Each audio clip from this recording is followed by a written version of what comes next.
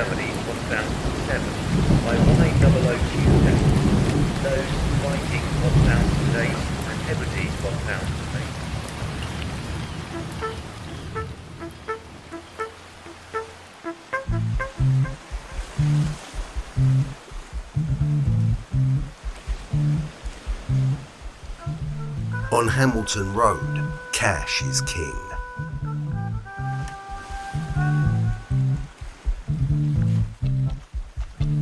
On Hamilton Road, cash is king.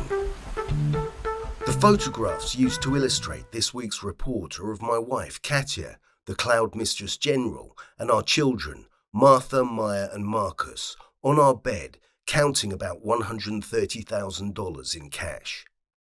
The children are counting the entire life savings of their grandmother, Tanya, who is back in St. Petersburg, living in our apartment and selling off all of our remaining property, apart from whatever she can fit in her suitcases when she leaves Russia.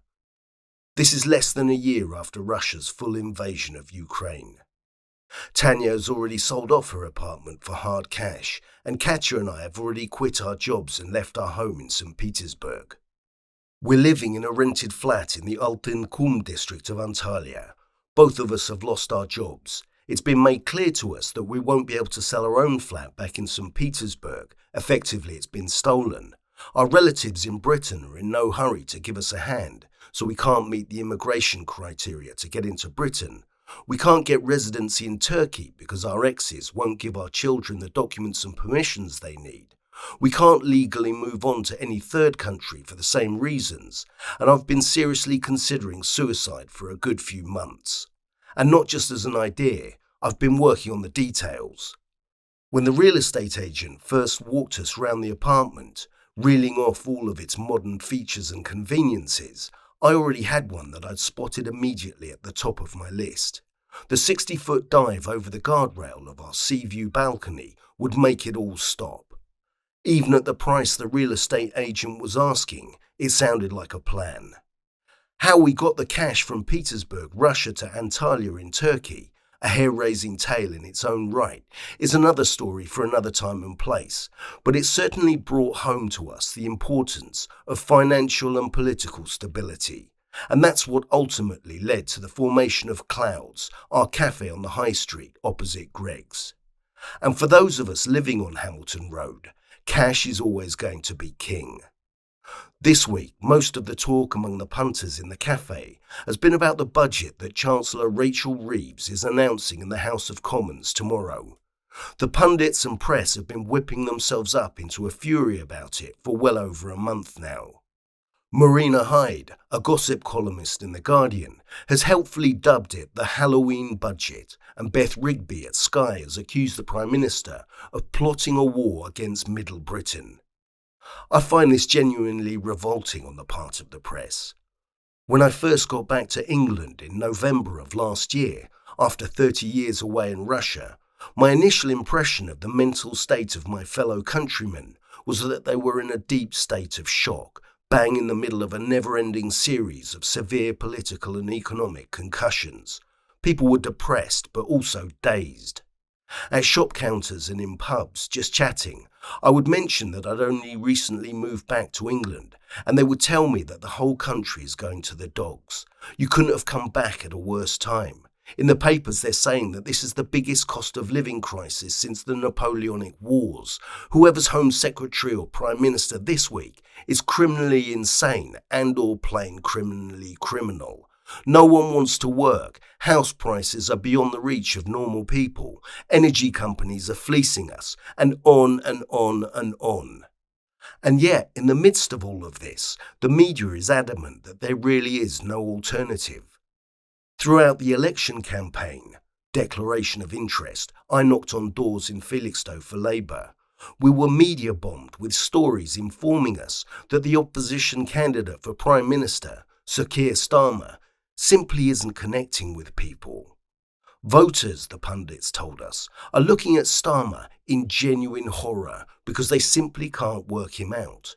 He just doesn't have that all-important charisma that a politician needs, like Boris Johnson, Liz Truss and Rishi Sunak. And now the same journo pundits a responsibility-free class of professional naysayers who happily throw words like apocalypse or make or break and bloodbath around, have turned on Rachel Reeves and her Halloween budget in which, they allege, she plans to launch a full-scale fiscal war on the squeezed middle. That same squeezed middle that just gave her party a thumping majority at the election. As someone who very much feels like a squeezed middle at the moment, I would kindly ask these journalists to knock it off and start doing their jobs like the rest of us. In tomorrow's budget, Reeves will announce a series of measures aimed at taking some of the hot air out of England's notoriously overinflated property market. It won't be overly dramatic, but it will go some way to correcting this country's historic imbalance between what people are earning and what they're expected to pay for somewhere to live. I've lived abroad for 30 years. I can tell you that the rest of the world knows at least 3 things about England. It's where James Bond comes from. Everyone spends all day moaning about the weather, and the prices for property are truly insane. Rachel Reeves will try to start sorting that out, and for those of us running the Clouds, this will be a good thing. In layman's terms, we'll be able to spend less time scraping up the money for this month's rent and less time feeling despondent and or suicidally depressed about the fact that we will never be able to afford a home. And that, in turn, means that we will be able to devote more of our time and effort to our true purpose in life, the development of what is, in terms of portion size, succulency and price alone, the perfect cabbage pancake. We also do the best coffee on the high street, which can be had for hard cash in the Clouds of Felixstowe at 30 Hamilton Road. We need that cash to pay the rent, and we don't need journalists gone wild, needlessly panicking the punters with scare stories about their savings being stolen, house prices collapsing, or whatever's got into their bonnet this week. Our coffee, as I said, the best on the high street, is strong enough as it is. We don't pull our shots, and we don't want to give the punters a cardiac arrest. Rachel Reeves is a professional, and Wednesday's budget is going to be a winner. So could Beth and Marina and Piers and all the other newsagents please calm down and put a sock in it? You're doing our heads in.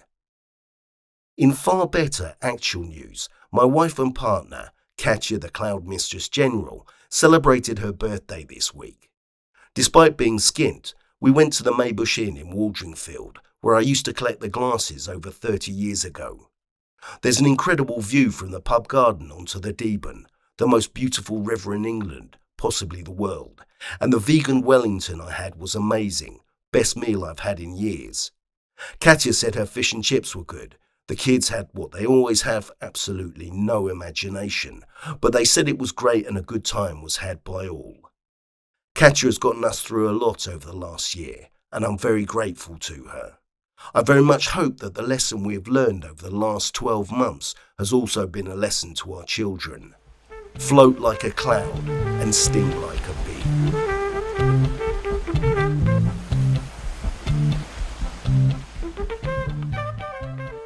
The Cloud Report. Written and read by Tobin Auber. Edited by Katya Auber. Sound editing by Marcus Auber. Music by Karibasi. Thank you for listening to The Cloud Report. If you want to chuck some cash in our tip jar and support the Clouds of Felixstowe Cafe, you can find our details in the notes, along with links to our pages on Facebook, Instagram and Threads. We'd be really grateful if you could like, share and subscribe to our Cloud Reports. Our debt to you will be eternal, and your names will be forever inscribed in the clouds.